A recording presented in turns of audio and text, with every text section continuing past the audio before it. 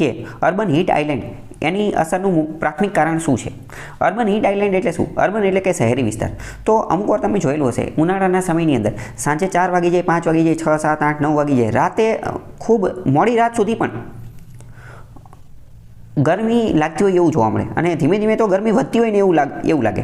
તો એને કહેવાય urban heat island. Urban heat island આખો મુદ્દો તમે સમજો. શહેરની અંદર શું હોય તો કે ઇમારત વધારે હોય, રોડ રસ્તા વધારે હોય, ઇમારત રોડ રસ્તા વધારે હોય.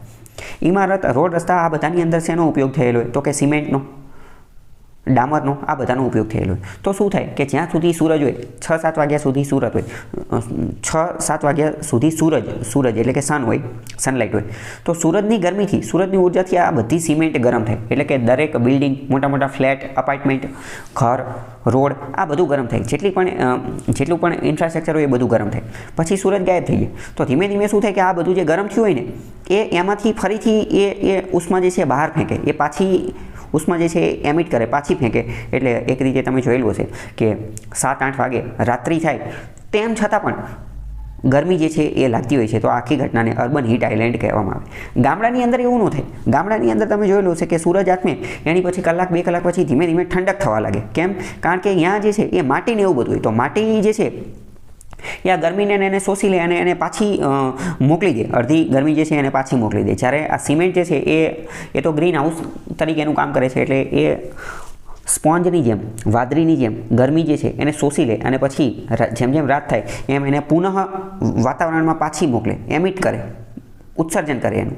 તો ગામડાની અંદર શું હોય કે ધીમે ધીમે રાતે ધીમે ધીમે શું થાય, ઠંડક થવા લાગે. જ્યારે શહેરમાં એવું થતું નથી. આ આખી ઘટનાને અર્બન એટલે કે શહેરી હીટ આઇલેન્ડ એટલે કે આખું શહેર જે છે એ આઇલેન્ડ સ્વરૂપમાં જે છે એ હીટ આઇલેન્ડ, ગરમીના આઇલેન્ડ સ્વરૂપમાં પરિવર્તિત થઈ જાય.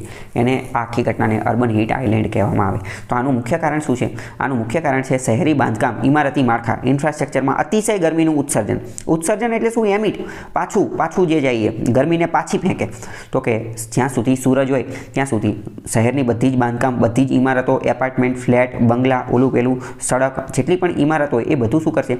એ આખો દિવસ સૂરજની હાજરીમાં ગરમ થશે અને એની ગરમી જે છે એ સંગ્રહ કરીને રાખશે સ્પોન્જ, વાદળીની જેમ. અને જેમ સૂરજ જતો રહેશે એટલે પછી એ આ ગરમી પાછી એમિટ કરશે, પાછી ઉત્સર્જન, પાછી વાતાવરણની અંદર ફેંકશે. તો એક રીતે એમાંથી હીટ નીકળતી હોય એવું આપણને લાગશે. એટલે એને અર્બન હીટ આઇલેન્ડ કહેવામાં આવે છે. અર્બન હીટ આઇલેન્ડ ઉપર મેઇન્સમાં પણ પ્રશ્ન પૂછાઈ ગયેલો છે. મોસ્ટ ઇમ્પોર્ટન્ટ ટોપિક છે. તો સૌથી વધુ આનું મોટું કારણ શું છે? બાંધકામ. કારણ કે શહેરની અંદર બાંધકામ વધુ હોય છે એટલે